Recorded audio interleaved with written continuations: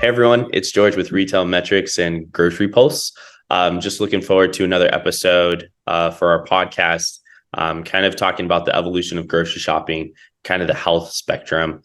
So I'm here with my good friend Galen with GreenChoice. I'd love for you to introduce yourself to the audience. Sure, George, thanks for having me. I'm excited to talk about the shifting landscape to health conscious consumption and how grocers can work with it and enable it. I'm Galen, as you mentioned. I'm the CEO and founder of GreenChoice. We help independent grocers offer their customers a personalized, healthy shopping experience in just a matter of a month without any engineers, without data scientists, without a team of consultants. Very cool. And so can you kind of break that down, what that is and like how that came to about? What's that like short story that inspired you to become, this entrepreneur in the spectrum for the independent grocer and then even for the consumer? Yeah. It started with the consumer, but I think before I speak to the story, just to anchor what I'm talking about, so we're all on the same page.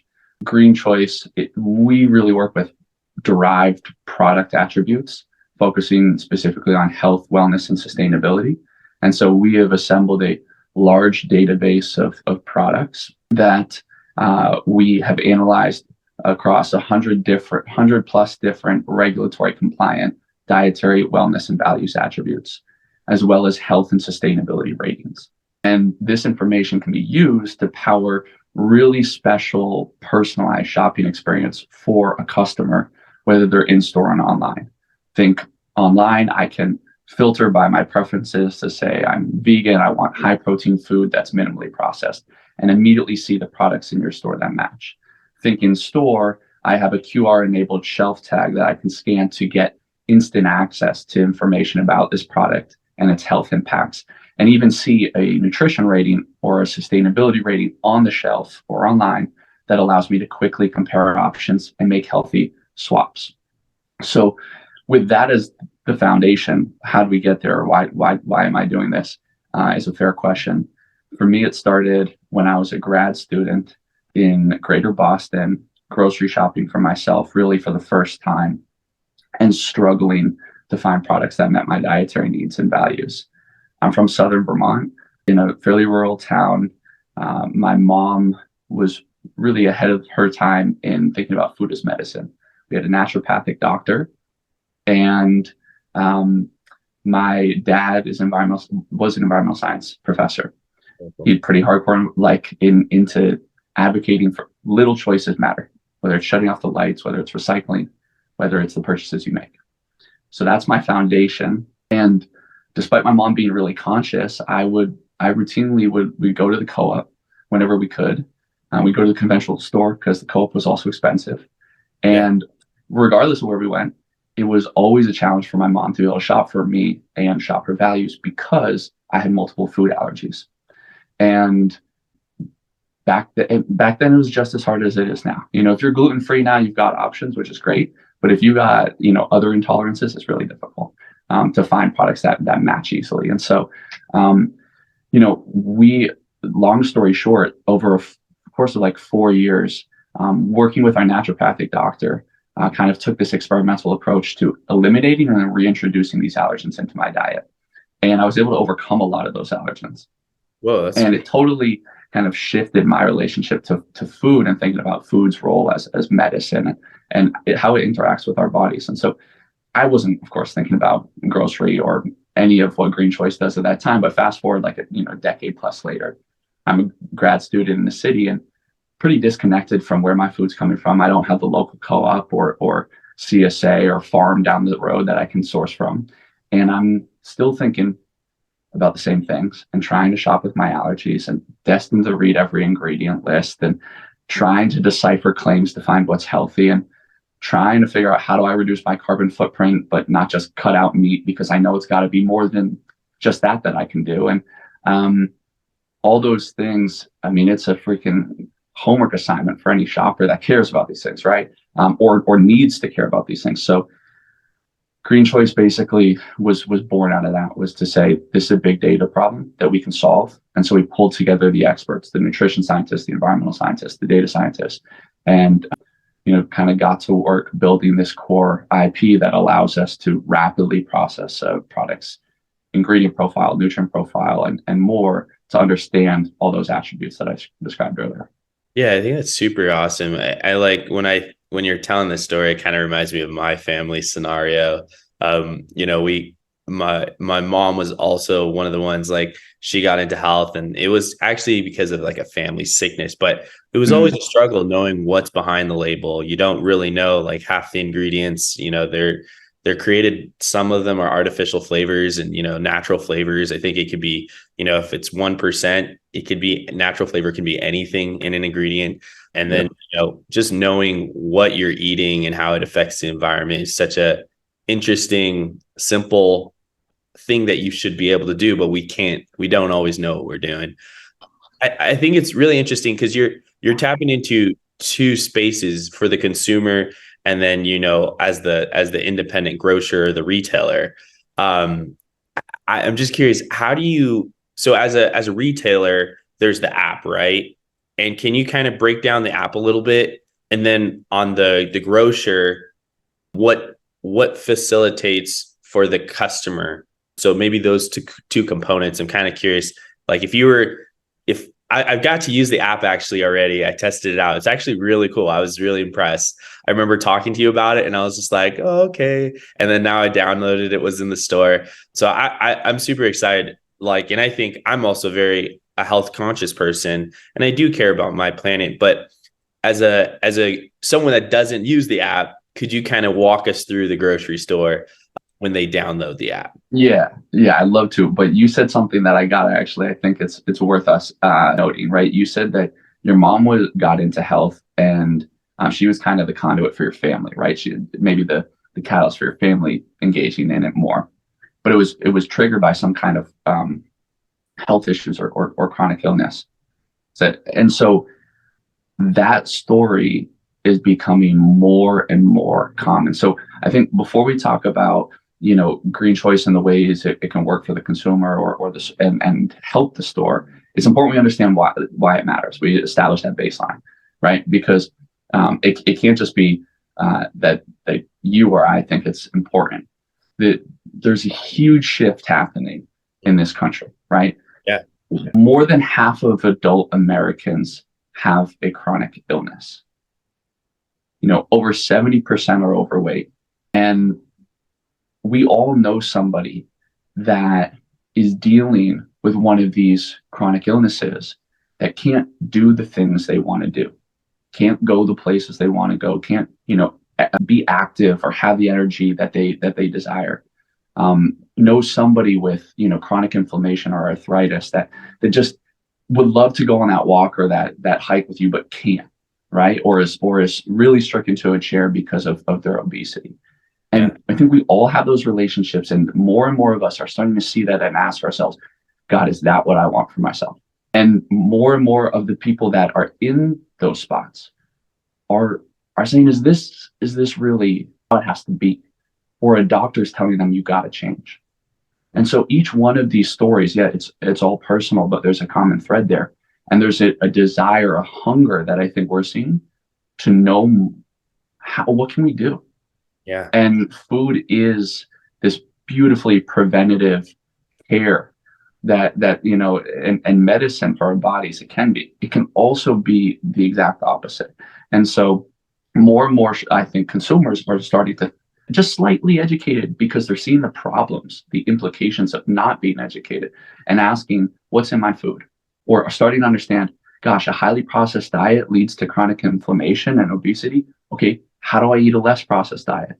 Yeah. And it's easy to oversimplify and say, well, there's people that are going to shop produce and shop the perimeter, and then there's people that won't, and it's just that binary. That's not the case, right? There's plenty of people that are budget constrained, that are shopping convenience, that are shopping center store, that are still wanting to eat less processed food.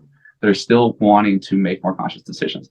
And so as a grocer, you're in a very unique position to be their companion. And this is something that we talk about with our customers, right? Is the brand has a very clear incentive to sell your product. And more brands, they're doing good things. There's still a lot of noise though, right? Average grocery store, 40,000 SKUs, maybe a smaller format, 10,000 SKUs. You go into any aisle, cereal aisle, you got hundreds of choices, right? So as a grocer, you can really facilitate, a journey for your customer that isn't just about like putting in front of them or getting them to buy what they bought last week, but actually helping them like achieve some of these bigger goals and guiding them to other products in your store that further their mission and their desires around health, around well-being, around being the best person they can be. And I will just a note on that is when health conscious shoppers are more valuable, right? They are more loyal. Yeah. And they will spend more, right? I mean, there was a period of time, you're a founder, I think you can relate to this, or maybe you'll appreciate this. There was a period of time for me where I went a couple of years, basically the early days of GreenChoice, didn't take any salary from the company, wasn't making any money. I was couch surfing, living with family, whatever I needed to do to get the thing going. It was a challenging time. I could not afford rent. I was spending very little money. I would still go and spend. I literally would never look at price when I go to the grocery store. So that was my one area I was totally unwilling to compromise.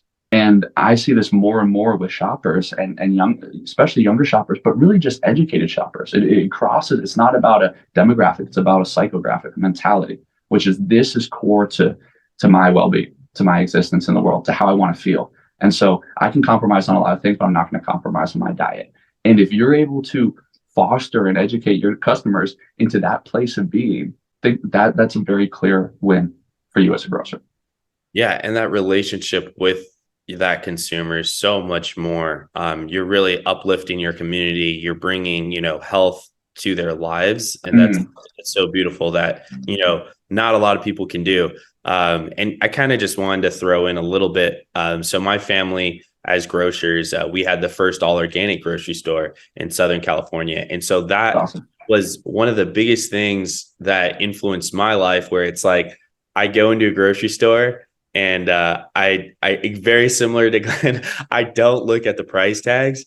And if I am, which I'm currently am, I'm still buying organic. And it's crazy how marketing or just not even knowing the difference. But luckily, like my background from my family, I've been able a little bit more educated, but using the app is super cool. But like organic eggs might be $5.99, but there'll be some like beautiful package. They'll say free range and it'll be $7.99. And it's not organic, but you can still make those decisions based off organic food. Usually there'll still be a price substitute where it's like organic orange juice, still $4.99 versus, there might be a pasteurized free one that might be like $8.99, but you can still get an organic orange juice with no pesticides, herbicides, sewage sludge, genetically modified organisms, which is going to be in the soil or the process of the plant. So I think that, it's really making those decisions, but I'm constantly on the look when I shop. And so I think that's a nice point to bring out, bringing that cautious shopper to your store and building that relationship with them. Even in our store, we realized it was the very similar, I think yesterday, California just banned 20 different type of chemicals that are in the American food because it's causing cancer. And nowadays it's like a common theme, like everything causing cancer or like this thought process. Japan just banned, I think, like 20 brands or something like that also from importing into Japan because it's causing cancer. And so we're becoming more health conscious, and it's, in US, I think people want to, they just don't know how. I think one thing I wanted to kind of bring in elevating like this grocery shopping habit, what would be your overall like mission? What would you want someone to go in and come away with when they use your app? Right. So for a consumer or for a shopper, for people that don't own grocery stores. Yeah, I think say if you can have a statement for both, that'd be awesome. Like I think for us in the grocery space, it was we end up becoming their source of education, cleanliest store, best customer service, and our employees we're become health knowledge based. So it's like we end up having to educate. We opened our store during the recession of 2008. I think in 2008, Progressive Grocer said we were the store of the year, and then Whole Foods made a claim and said we would be out of business within 6 months.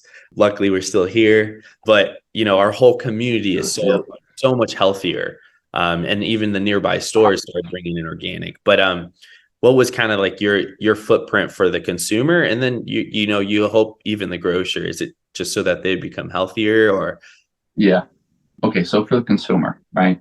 I mean, we started GreenChoice to help foster a healthier, more just and sustainable world. That was core. That's mission statement embedded within we actually incorporated business as a public benefit company so that we are a for-profit business, but we can retain our values and prioritize that public benefit while we build a profitable business.